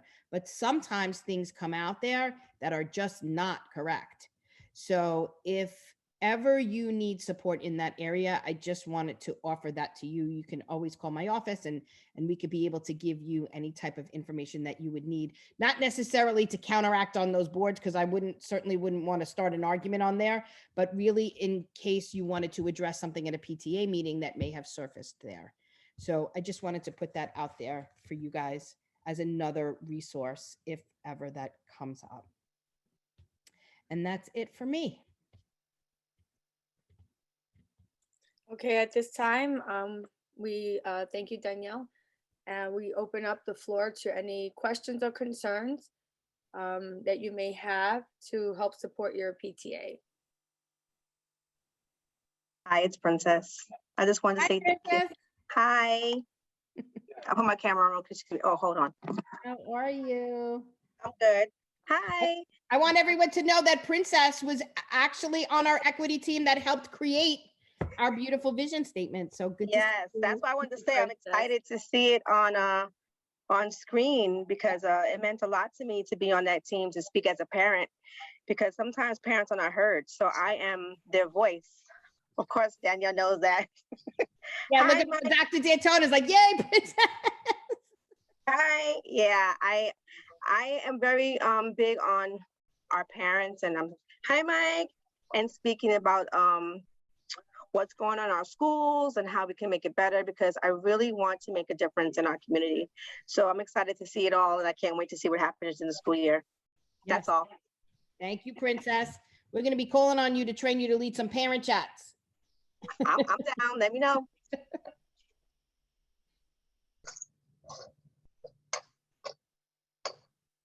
Thank you, Princess.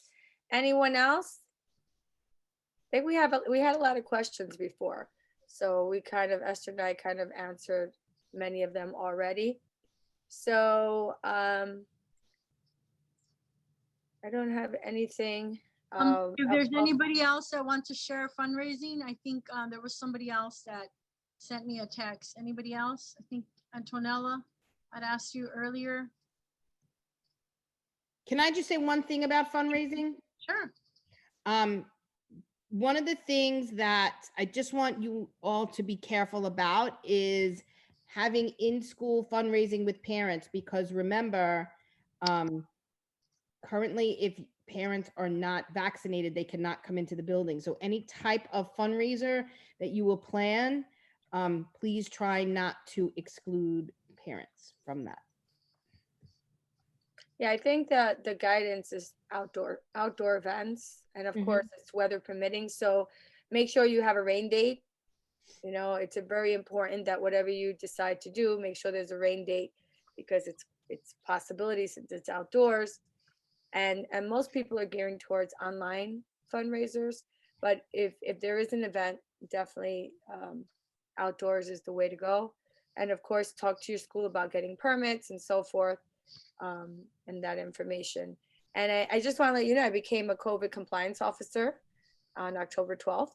So that means I can work and as anyone who needs a COVID compliance officer.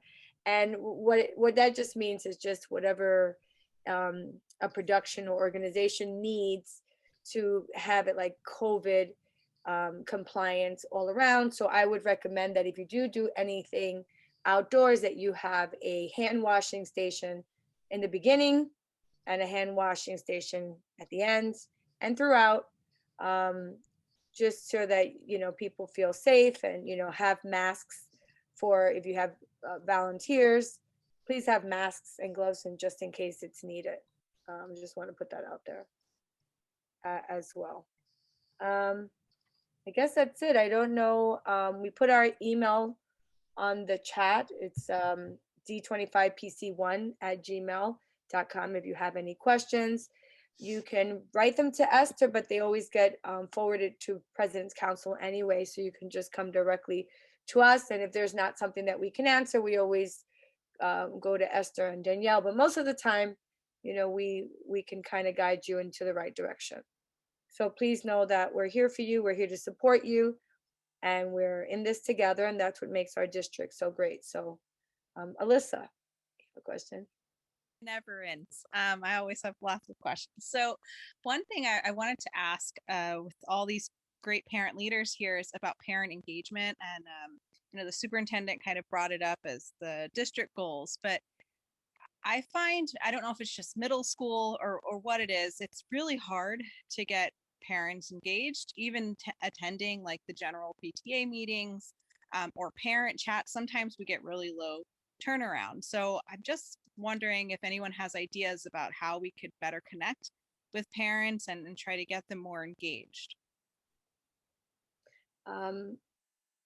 if anyone has any ideas, I can say for middle school and for most PTAs, having a good agenda is a great way to get parents involved. And when it comes to middle school, I find that most parents like to like come for a certain reason, like whether it's you're talking about, 8th grade or graduation or Middle school something. choice you know. applications. Right. So I think that just having speakers helps, whether it's whatever questions are coming in, like that's how we kind of get our agenda. We get questions coming in and we feel like someone mentioned silent auction today. And so we're going to have that. I already spoke to Deborah. She's going to come next meeting to talk about it. So that's a great way to engage. And having virtual meetings is also a great way for parents to engage, because I find that in our school, we have had more involvement in the virtual world because it's a little easier. And the great thing is that after the meeting, you're home. There's no travel time. There's no, you can start cooking or whatever. So for middle school, I find a lot of parents want to have, some more social events for their child. I mean, definitely look to see of speakers who can come in, whatever you find that would be of interest to your middle school, and maybe do a survey, like do a Google, survey to the parents and see what do they want to see that's going to increase their attendance at the meetings. Because sometimes they don't really know what the meetings, but if there's something that might interest them, they might attend. But that's, Alyssa, that's an issue for everyone. It's always a problem. Since I started on a PTA learning, there has always been a concern. And we just have to kind of know our community and know what engages us. And every community is different.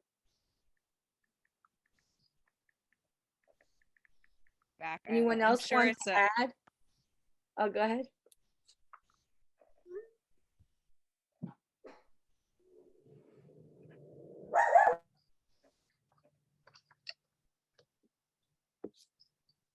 Anyone would like to add anything that they do in their school or your middle school? Stick with the agenda. I'll start with the agenda points and trying to make it, a little bit more informative, I guess. So I can start there. One suggestion that I have, you make sure that the notification is going in the languages of your school to reach all the parents. And if you have other language like Spanish or Chinese, Bengali, whatever, that you have translators, maybe parents that could translate, to go ahead and invite and encourage parents to go ahead and attend. I also think one of the great points of our PTAs is our principal attends them, and then she has a report. Then our assistant principal has a report, and our parent coordinator has a report. So it's really an informative meeting. It's not just a PTA event. It's just a way of knowing an up-to-date what's happening in our school and to keep parents updated. So I would recommend that as well if it's not happening now. In the past, many of our schools got very creative where they would have student of the month, and then they would do the PTA meeting first, and then do Yes. You could probably tag along to something that the school might be doing. You go first as your PTA meeting, and then that, whatever award is going on virtually, you could do ahead and do that. Kind of get them there. Their kid's gonna get an award, but you have the PTA meeting first, and hey.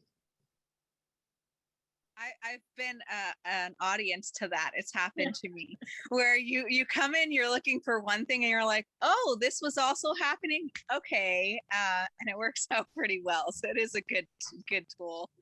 Yeah. Alyssa, one of the things that two things that we started doing this year at our, and I'm the IS. Hi, I'm the IS 25 president, so our middle school as well. And unfortunately, it does kind of dwindle a little bit, the parent engagement in middle school, just because the kids also are so much more independent that you're not necessarily at pickup and drop off. And I think more parents go to work, go back to work because the kids are older. So there's a lot of factors in why it's hard to get parents engaged in middle school. But some of the things that we're trying this year, first of all, we have a PowerPoint presentation for the meeting so that The agenda, like, is first of all, it's easier for us because I have a page for the agenda, I have a page for the treasurer's report, and then like the principal's report and all the other things. So that the parent, like, for people that, you know, it's easier for maybe for them to follow along. And, you know, not just like what looking at a person's talking, but actually like visually, you know, I try to put a lot of pictures in there and make it interesting. And then we also started doing, you have to make sure it's only parents that are participating. So we have a sign-in sheet for this, but basically we're raffling off a small raffle prize, like a $10 gift card, like, you know, to Starbucks, or a $10 gift, you know, to Target or something, just like different ones every month, just so that people, you know, like if they're coming to the meeting, and our meetings are virtual, so they have to do a sign-in sheet. And then our recording secretary like runs one of those raffle things online and like selects the winner, but just so that it gives them like another incentive, like a little incentive to come to the meeting. And so, you know, those are just, you know, just a few things. It's a little bit, it's even harder. Like, I think everybody can agree, and it's great in the virtual environment, except that it's hard to recruit new members, like to join the PTA, because you don't necessarily see them in person like you did before, where you got to make a relationship with people. So you have to rely, you know, on the screen. And I think that's what's been a little challenging, I would say, in our school, is getting, you know, getting more parents to participate. And actually, while I have the floor here, I'm sorry that I keep on talking, but one of the ideas I had as a middle school PTA president was, and I would have to obviously get everybody's kind of permission or ideas on this, was like to be able to go into our feeder, like maybe to go to the PTA meetings, you know, like in the winter time of our feeder schools, like one meeting, just introduce ourselves. Like, you know, I'm from IS-25. Many of your children might be going to our school. I'm on, you know, if you have any questions, if you're interested in joining the PTA, would you please, you know, you can contact me. Here's our contact information. Like, I was thinking that might be something that, you know, might help us like get more parents involved at the middle school level. So I don't know, you guys could tell me what you think about that. That was a good idea. That's a really good idea to do when you're leaving elementary school to go into middle school. If you have some of the elementary school PTA boards come to our PTA meetings, you can meet some of the familiar faces when it's time to go to middle school. I think that's a great idea. Yeah, I agree. It's a good idea. You know, you can also ask to speak at the open houses for middle school choice. I know that many of you do.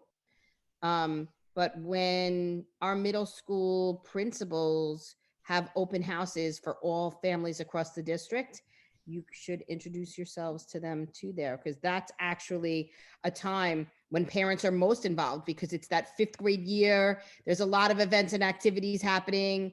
So those are the parents that you might want to tap into right away.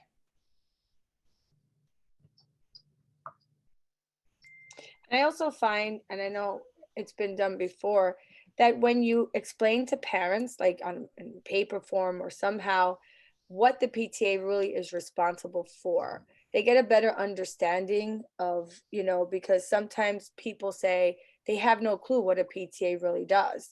And when we go down and we don't have people running, or we fear that we're not going to have a PTA, we basically tell them all the things that the PTAs, and some of them didn't know that the PTA is in charge of a picture day or this fundraiser or this programming. They had no idea. So the more we educate our parents, the more understanding they will have, and the more involvement, and just, you know, they can be involved in so many different ways. They don't have to be on the board. They can be on a committee. So try to engage parents in committees as well.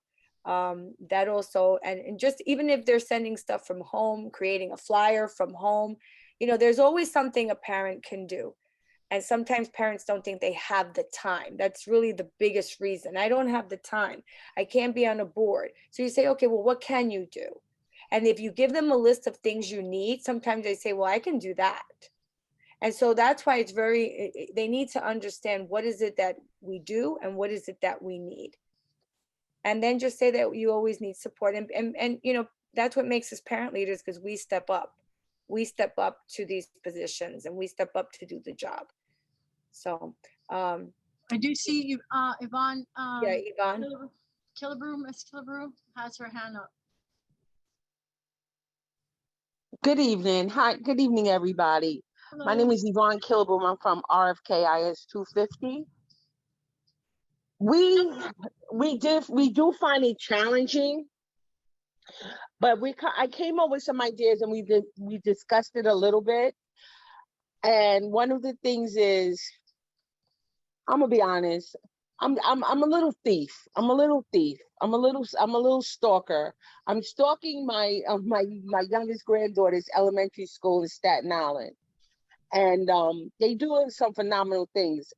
We're in the process of looking for someone, and we're gonna finish discussing it as a board tomorrow, to make masks, to have a little fundraiser to sell the masks for the parents and mostly for the students and the staff, for school with our symbol. And I was reminded by a parent who's bumped into me this weekend about things I used to do as a PTA president elementary. I'm going to go back to making thematic flyers for our meetings, getting the flyers out, the agenda out like a week or two before the meeting. Make sure the parents know it, send the reminders, but make them like really thematic for the season. For like December, do snowflake, give a nice little and everything. So I think middle school is the hardest. It's so hard. It's really hard. That at my meeting tomorrow, I spoke to the parent coordinator and we're trying something. I'm having the SLT parents and the executive board parents at the same meeting, because I want to explain to the SLT parents their roles and see how they can bring in other parents to our meetings and get the executive board so both boards can start working together cohesively. I'm playing with something to try to get more parent involvement. I'm getting ready to learn how to do the Google form so we can build our own parent base, so we can start sending out emails and social media. I thought I said it last year, but what I saw from this PTA, they have a lot of parents on their Instagram, they have Twitter, they have Dojo, and they get their flyers out, and the flyers are very bright, like they're eye-catching. Because when I was on their Instagram, I noticed it's very eye-catching, very, very well informed. So I'm thinking we're gonna try that. We're gonna talk about it tomorrow and we're gonna try it and see how it goes. But don't nobody get disencouraged. Don't. You just gotta keep doing it. Thank you, Yvonne. Thank you. Yeah, for please sharing. keep us posted how that went. Oh, I will. I'm sure it's gonna be a success. I'm gonna keep my fingers crossed. Same here. We're gonna all send you good vibes. Thank you. You're muted. I said, I love the mask idea, Mrs. Killebrew. Save me one. Most definitely. No, I'm on that board too. I'm on the PTA board at IS 250 and I'm on PS 201. I'm busy. Thank you. Thank you. I think they're going to be selling the master fundraise, so I'll buy one. Me too. Me too. We can't thank you enough for all of you who volunteer and are active at your PAPTAs. The district appreciates you. President Council appreciates you. Thank you for sharing everything tonight. We help each other out at President's Council. And definitely invite your rest of your boards to come to these meetings so you can share the information. It's a little easier when you hear it yourself, but definitely if they're not here, share it with them, share it with your parent coordinators. And all we can do is keep sharing information. So they're asking me, let me just, so the President's Council meeting is an open meeting, meaning that all your board can attend. Only one person gets to vote should there be any voting that needs to be done. So yes, the remainder of your board can come to the meetings. Just remember, should there have to be a vote for whatever reason, only one of you would vote. But anybody from even if you have a parent that's not on your PAPTA that might be interested, that wants to learn, they could always join too. And our parent coordinators are sharing this information to all the parents. So they can come to these meetings. Absolutely. Anyone else? I don't see anybody else. Well, I don't see any hands raised. I don't see anything in the chat. So at this time, Peja, thank you for being here. it's 8:41. So I want to say thank you to Superintendent Danielle. Thank you to Esther. Thank you to Louis. And Dr. thank you Mike's on to- here too. Oh, Mike, thank you, Mike. And thank you, Melissa and Michelle from as well. I just want to thank all of you for being parent leaders and helping us, make our district great. And again, if you have any questions, always feel free to reach us. Every month we will meet with you. But if you need to meet with us at another time, just let us know. Thank you. I Francis just and I want to will, get a motion to end this meeting. If someone gives me. that- Aye. Thank you, Princess. So have a great night and the see- board and I will stick around should anybody have any questions. Thank you. All right, everyone. Good night, everyone. Have a great night. Night, Dr. Mike. Good Good night, night. Danielle.